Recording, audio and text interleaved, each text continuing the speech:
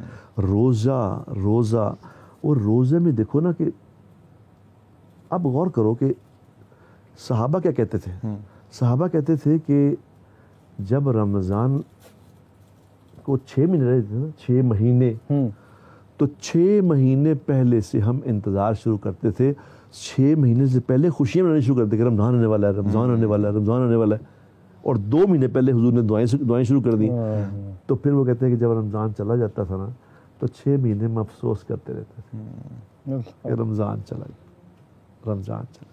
پر ابھی آپ نے کہا کہ میرے تھرو آپ یہ بیان کر رہے ہیں رمضان کی، اس کا مجھے ثواب ملے گا؟ اوبویسلی کہ جس کی وساست سے کر رہے ہیں ہم، جس کی وساست سے کر.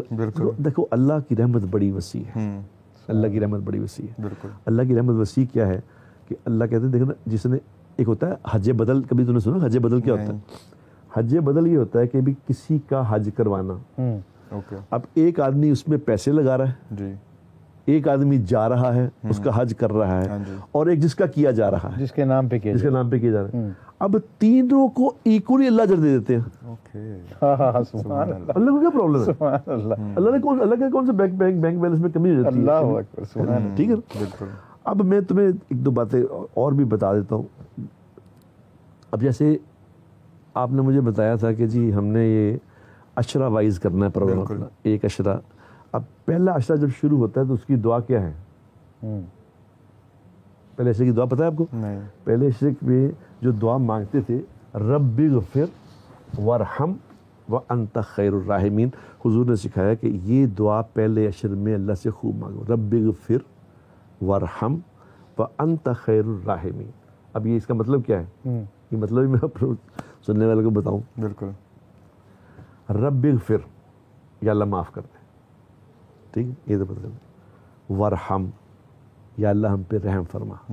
اب رحم فرما کیا ہوتا ہے؟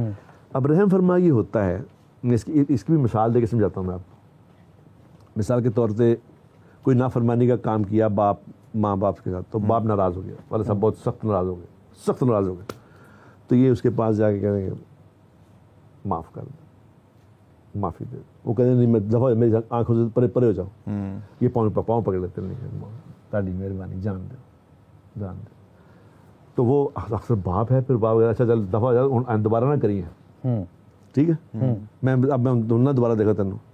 پھر کیا کرتے ہیں جب وہ دیکھتے ہیں اب راضی ہو گیا، باپ خوش ہو گیا، تو کیا کہتے ہیں کہ کچھ لانا. اچھا، تھوڑے جی ضرورت ہے کہ تاڑی مہربانی کچھ پیسے دے دو. بالکل. کچھ لاؤ.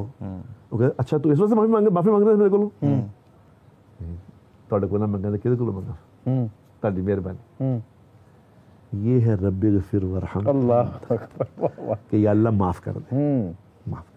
اللہ نے کہا ذرا معاف کیا، یا اللہ ان کچھ لا بھی، یا اللہ کا بھی کچھ لگاؤ نا، میرے کچھ یہ حالات ہیں.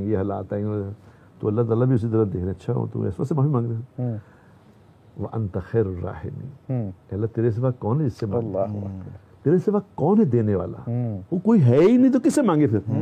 تو جب اس کو اللہ کو کہتا ہے نا بندہ کہ یا اللہ تیرے سے، ایک حدیث میں آتا ہے کہ جب کوئی بندہ کہتا ہے نا اللہ سے یا اللہ مجھے معاف کر دے، تیرے سوا کوئی معاف کرنے والا نہیں، تو اللہ فرشتوں کو بلا کے کہتے ہیں دیکھو سنو، یہ میرا بندہ ہے، اس کو پتہ ہے کہ میرے سوا کوئی معاف کرنے والا نہیں ہے، لہذا تم گوار ہے نا، میں نے اسے معاف کر دیا. واہ واہ، اللہ اکبر. بٹ نہیں سر، یہ بتائیں کہ جب ہمیں ضرورت ہوتی ہے ہم تب بھی اللہ کے پاس جاتے ہیں، کیا وہ ٹھیک ہے؟ ہاں. اب اس میں بھی دیکھو نا، اللہ تو اللہ ہے نا بیٹا، اللہ ہے. یہ سوال اللہ سے ہو چکا ہے پہلے بھی. وہ ایک آپ نے اپنے بیانوں میں بڑا یہ باتیں کی ہوئی کہ وہ ایک راہب تھا، وہ بتوں کی پجاری تھا، بتوں کو پوجتا تھا. ایک راہب تو اور ہوتے ہیں، ایک بتوں کا پجاری تھا. تو وہ کئی سال بتوں کو کہتا رہا یا سنم یا سنم یا سنم، کہتا رہا بتوں کے سامنے کھڑا ہو کے یا سنم یا. اب بت نے کیا بولنا، بولا ہی نہیں، خود ہی بناتا تھا اس کو، خود ہی بت بنا کے تو خود ہی یا سنم یا، اور ساری زندگی کبھی بولا ہی نہیں بیچارہ. تو ایک دن اس کی زبان جیسے نا فمبل ہو گئی، تو منہ سے نکل گیا یا سمد. اللہ اکبر.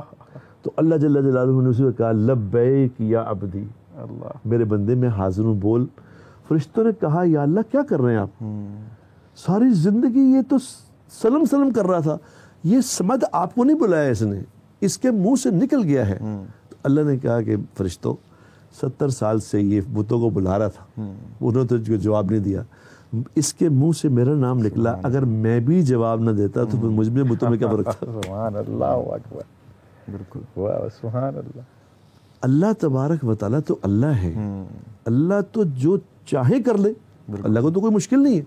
तुमने क्या सवाल किया था वाला कि हम जब ज़रूरत होती है हम तब भी क्यों अल्लाह के पास जाते अच्छा, अब अल्लाह क्या कहते हैं, अल्लाह कहते हैं कि ज़रूरत पड़ी अब आगे हो ना, आगे हो। लेकिन इसके बारे में हदीस में आता है, हदीस में आता है जो चाहे कि अल्लाह फ़ौरन उसकी तरफ मुतवज्जे हो जाए, हाँ जी, तो उसके लिए फरिश्ते ये कहते हैं कि जो खुशी के दिनों में, आसूदगी के दिनों में अल्लाह को याद करता है, तो जब वो फिर परेशानी आती है ना, जब अल्लाह को बुलाता है तो फरिश्ते कहते हैं कि अल्लाह अपना ही है, अपना ही है, रोज़ आंदा है जैसे रोज़ बुलाना किसी घर में आना जाना हो, बिल्कुल। ये अल्लाह रोज़ ही मांगता है, वो अपना ही आदमी है, तो अब ज़रा प्रॉब्लम में है तो मेहरबानी करें।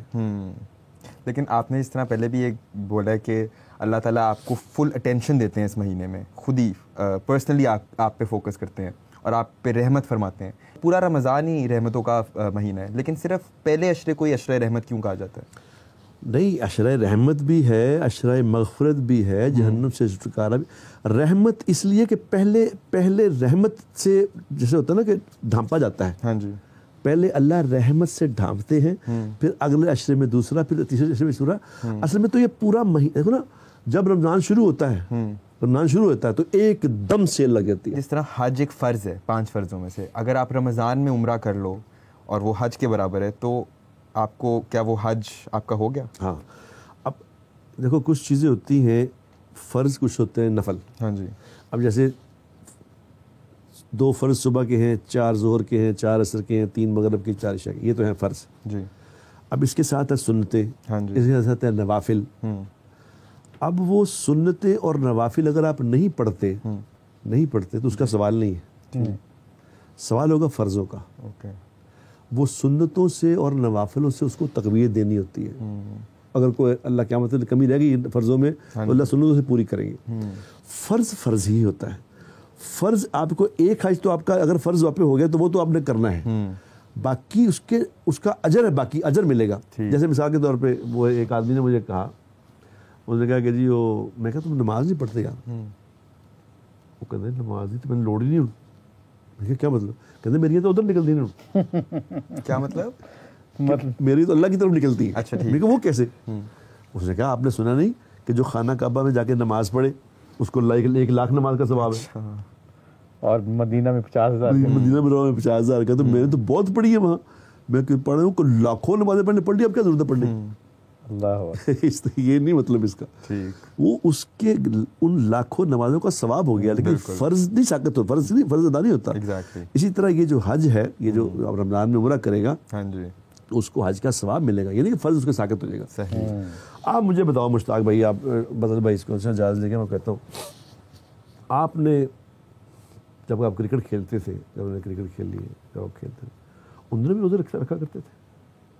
बिस्मिल्लाहिर्रहमानिर्रहीम। सब तारीफ़ें अल्लाह की। नहीं भाई नहीं, बहुत ऑन एंड ऑफ, अल्लाह हमें माफ़ करे। वो असल में मसला क्रिकेट का नहीं है, मसला ईमान का है। जब ईमान आ जाता है फिर हर काम करना आसान हो जाता है। ईमान अगर ना हो तो मुश्किल।